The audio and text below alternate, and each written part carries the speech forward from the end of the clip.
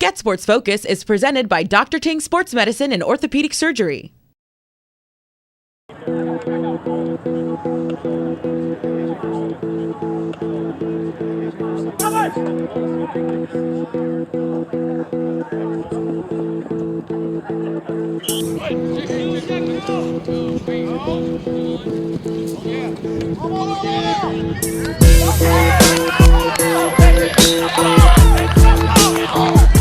I started playing football when I was around 6 or 7, and every time I touched the ball, I scored. And every time I scored, I looked at my dad and I would point to him in the stands. That's when he was a tiny mite, so we had 6 o'clock in the morning travels and had to start at 7 or 8. I'm like, how are you gonna get a kid to do anything this early? But it was a lot, but it was fun. I loved it.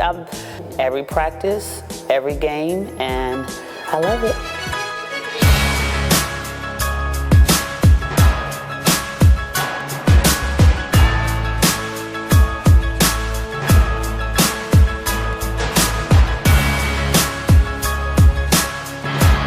I'm speechless. This kid surprises me every single game. It's like an out-of-body experience. I don't even think he realized what he done when he watched film. He's been around it forever, so it comes natural to him. Man, I had some big shoes to fill. Ever since I was little, everybody would tell me, oh, your dad this, your dad that. And he was a track star, basketball star, football star. Like, he was the guy. He did everything.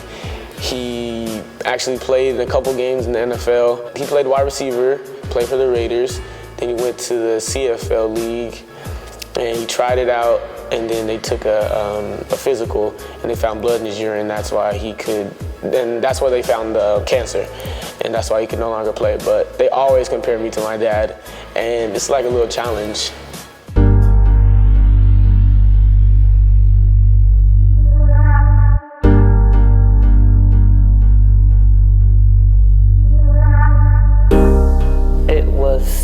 So he was 8 years old, and his dad was in the hospital a week prior to that, and Maurice was at his bedside when he passed away.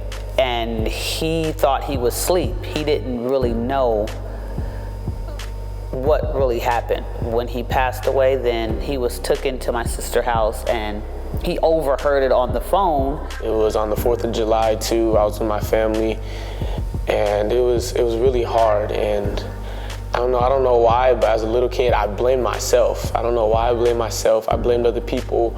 I feel like someone took him from me, and it took me so, to this day, I'm still not over it, but it took me so long to even come to my senses, to understand that I have to move on. Like, he's always gonna be there with me, but I have to keep pushing. Life doesn't stop. Well, that next year, he still was expecting his dad and trying to call his dad, and I had to keep reminding him, no, son, he's not here anymore. And he was there the first year, very supportive. He told everybody, my son's gonna be way better than what I am. And to have him there that first year, and then the next year, nothing, it was so hard. Every touchdown, he would cry, and he would tell his whole team, I did it for my dad. I know he's watching. And it was so hard. What's up, GSF Universe? Kaylee Chris here at the farm, where Stanford leads the Oregon Ducks 23-21 at halftime. But before we fully dive into college football, let's take a look and wrap up your Week 12 high school football coverage with your Beast Piece Game Changer nominees. First up, Kings Academy running back Maurice Washington III. The sophomore rushed 18 times for 402 yards and 6 touchdowns, plus a kickoff return for a touchdown and a 49-yard TD catch in their 62-49 win over Jefferson. Freshman on varsity, put the Kings Academy on the map, if I could say that, and broke records and shocked everybody. I ended up being at Kings Academy, coming straight out of Davis Intermediate. I went there, it was kind of what's the word for it? It was just different. I didn't know much about the school. It wasn't in my area. The kids were different. Everything was different, but not in a negative way at all. It was just different. It was just, it was different kind of people. And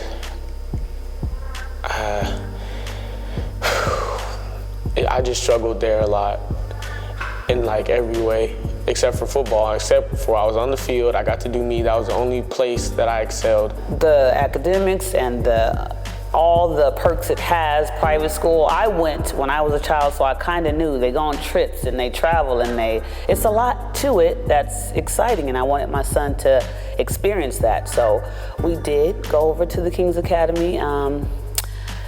Did he want to go from day one? Absolutely not. But as a mom, I did what I thought was best. So I sent him, but he's always cried, Oak Grove, Oak Grove. He couldn't wait in 8th grade, only for me to say, no, it's not going to happen. But so we tried it, and yeah, it just wasn't a good fit. Academically, I was falling off. Socially, I was falling off, and I'm such an outgoing person, so for me to be in a situation where I can't do that, it was really hard, and I didn't like it. I'm not one to give up either, but there's some times where you just got to let go. Like, I just couldn't take it anymore. But like I said, it's not a bad place at all. I would say nothing bad about them. It was just not everything is fit for every type of person.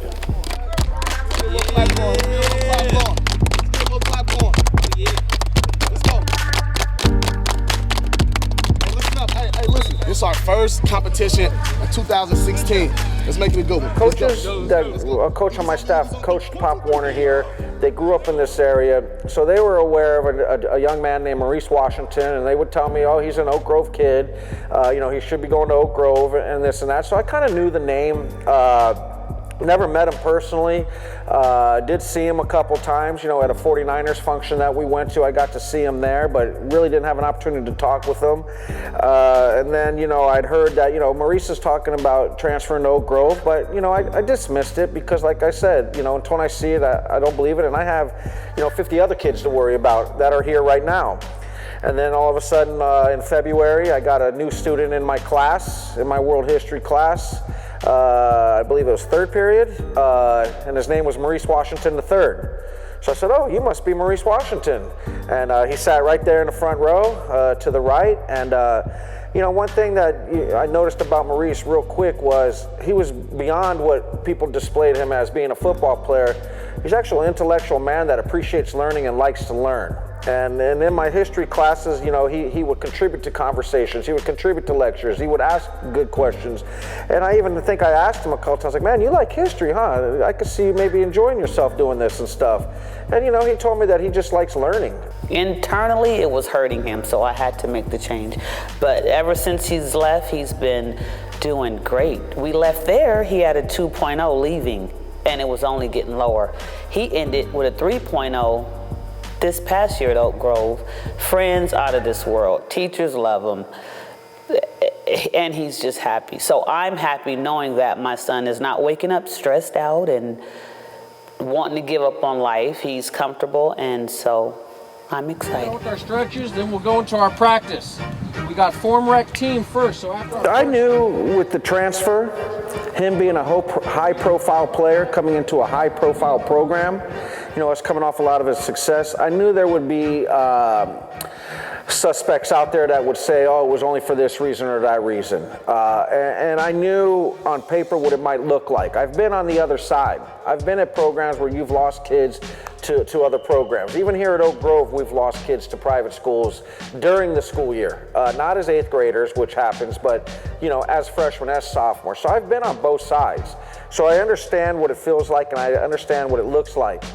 So I knew that there could be issues. I knew there would be people that would be talking stuff and saying things, but I also knew that everything was clean.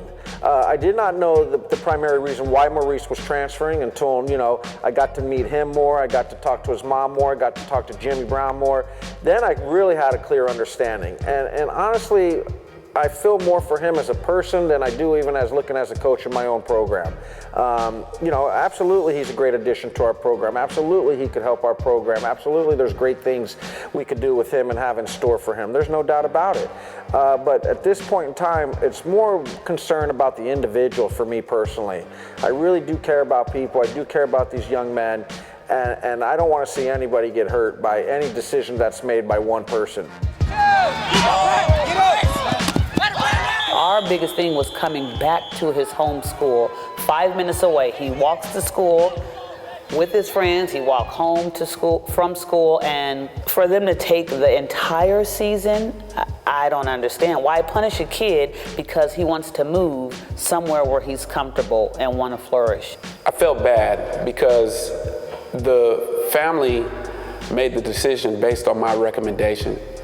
And as a licensed clinician, it shocks me that my professional opinion doesn't impact their decision in such a way. He's coming to his home school. That's all it is. I talked to his mom, I asked her, what if his home school is Andrew Hill? Would you still go there? Or what if it was another East Side school? And she says, yeah, he would. It just happens to be his home school. Oak Grove football will go on with or without me.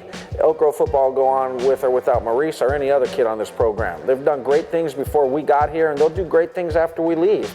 And Maurice Washington had his opportunities. I don't think him coming to Oak Grove is the defining moment of him getting scholarships or getting the big school. He's already got verbal offers from big schools, and he hasn't played one down here at Oak Grove.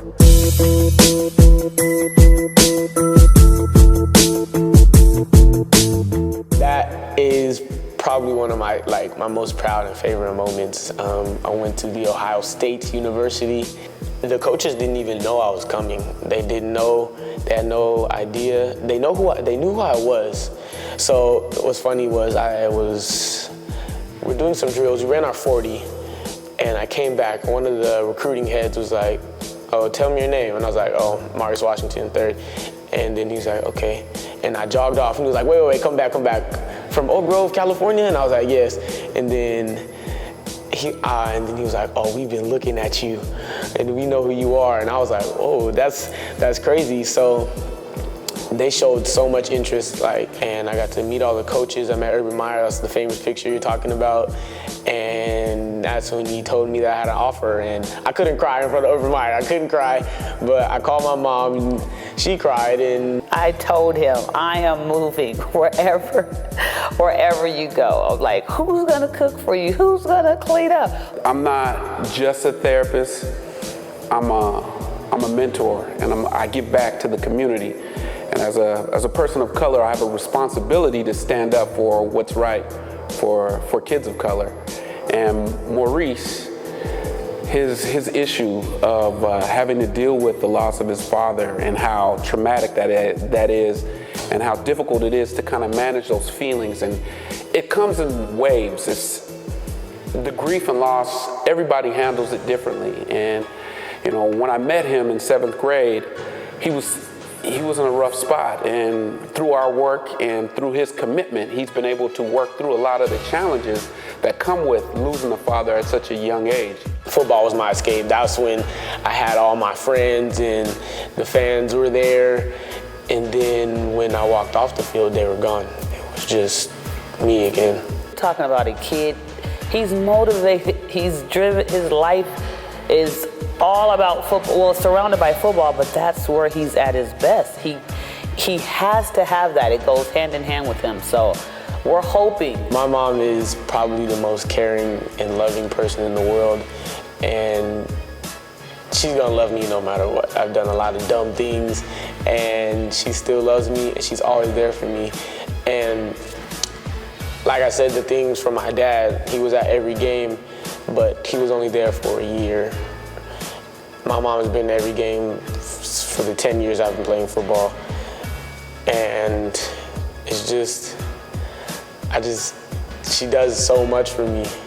And I don't know how I'm gonna do it in college, I don't know. She said she's gonna move out to the state I'm gonna go to. And I'm like, no, but secretly I want her to, because I can't be without, I'm a mama's boy. I can't be without my mom, and I love her so much. Him thriving and him reaching his potential, as most people who interact with him will see, he's somebody special. And they don't know Maurice, and they don't know what he was dealing with for 2 years, and they don't know the challenges of having to go to a place where you don't feel connected to anybody, and going to a place where people love you on the football field and ignore you in the classroom. So it's tough. It's tough. We all hang the cleats up or the sneakers up one day in our life. We're all going to hang it up. I don't care if you go pro or if you don't. And what are you going to fall back on? It's going to come back to your education and your life's experiences. So who are we to limit people from getting that opportunity? Besides football? Besides football. So I was looking into kind of the majors. I kind of wanted to major in criminal justice, maybe. I was going to minor in small business marketing so I can learn how to handle money and things like that.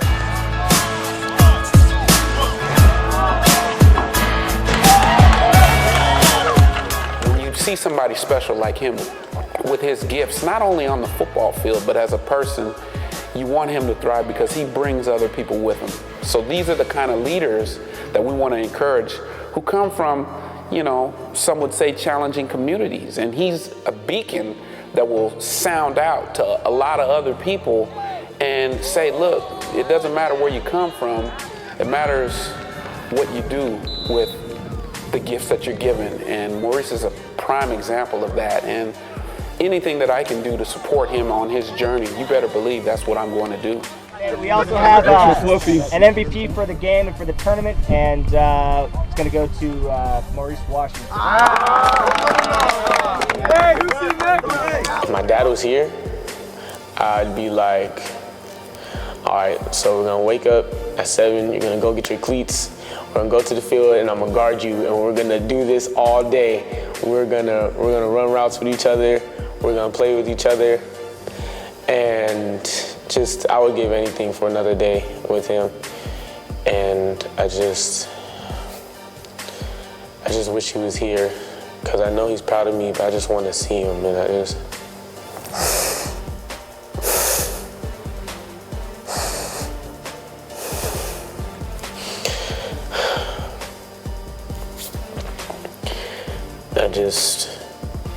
I just want to know that everything I'm doing is not in vain, and I have to make it for him. I have to.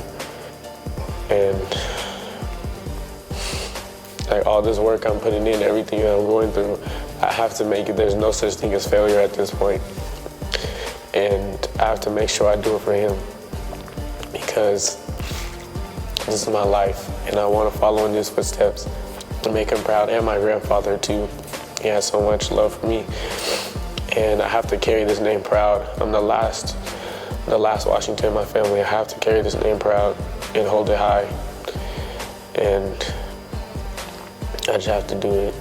There's no ifs, ands, or buts anymore.